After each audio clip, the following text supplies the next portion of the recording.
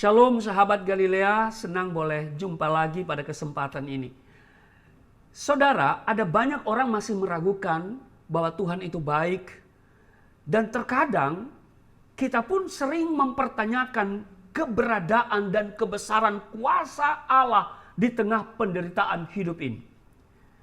Ada banyak orang yang juga mempertanyakan otoritas Tuhan atas segala bencana yang menimpa hari-hari ini.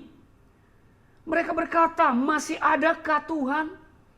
Mengapa bencana demi bencana, kesulitan demi kesulitan, penderitaan demi penderitaan silih berganti menimpa hidup ini? Sahabat Galilea yang diberkati Tuhan, Alkitab memberi kesaksian atas berbagai kebaikan Tuhan, baik terhadap bangsa, terhadap negara, maupun terhadap individu, orang per orang. Alkitab menceritakan berbagai kebaikan Tuhan terhadap orang-orang yang mengasihinya. Ada banyak sekali ayat atau pasal yang menceritakan hal tersebut sebagai kesaksian atas kebaikan Tuhan dalam hidup mereka. Beberapa dari ayat-ayat di dalam Alkitab yang mengatakan Tuhan itu baik akan saya kutipkan. Pertama, misalnya di dalam Nahum 1 ayat 7. Dikatakan Tuhan itu baik. Ia adalah tempat pengungsian pada waktu kesusahan. Ia mengenal orang-orang yang berlindung kepadanya. Juga di Mazmur 86 ayat 5 dikatakan, sebab Engkau ya Tuhan baik dan suka mengampuni dan berlimpah kasih setia bagi semua orang yang berseru kepadamu. Di Mazmur 135 pada ayatnya yang ketiga dikatakan, pujilah Tuhan sebab Tuhan itu baik, bermazmurlah baginya, bagi namanya, sebab nama itu indah.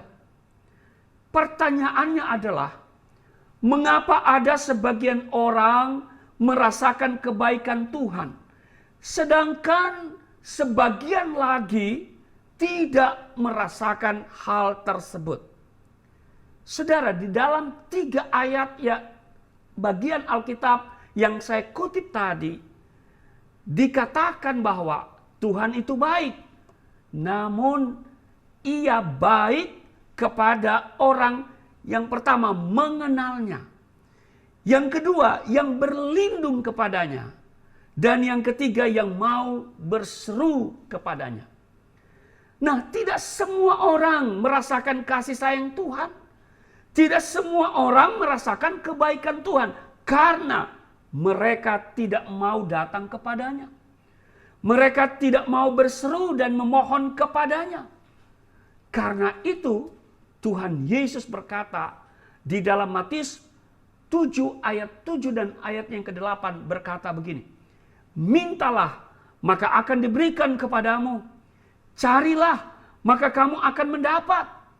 Ketoklah maka pintu akan dibukakan bagimu. Karena setiap orang yang meminta menerima, dan setiap orang yang mencari mendapat, dan setiap orang yang mengetok baginya pintu dibukakan. Tuhan Yesus memberkati. Mari kita berdoa. Terima kasih.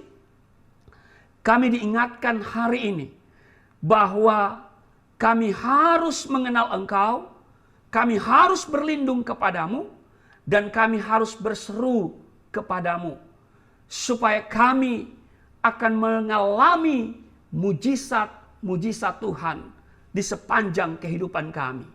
Di dalam nama Tuhan Yesus. Haleluya. Amin.